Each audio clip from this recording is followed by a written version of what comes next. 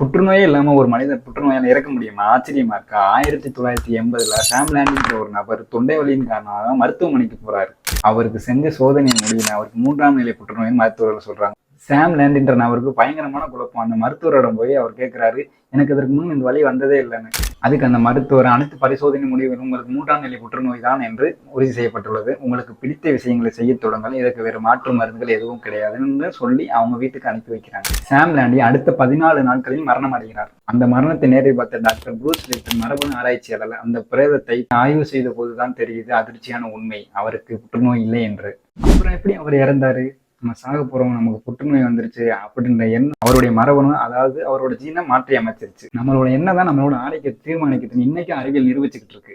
உடல்நலத்தை விட மனநலம் ரொம்ப முக்கியம். எதிர்மறை எண்ணங்களை தவிருங்கள், ஆரோக்கியமாக வாழுங்கள். இந்த தகவல் புதுசா இருந்தா உங்க நண்பர்களுக்கு இந்த வீடியோவை ஷேர் பண்ணுங்க. நான் உங்கள் தினேஷ். இது சொல்லாத உண்மைகள். மீண்டும் அடுத்த வீடியோவில் சந்திப்போம்.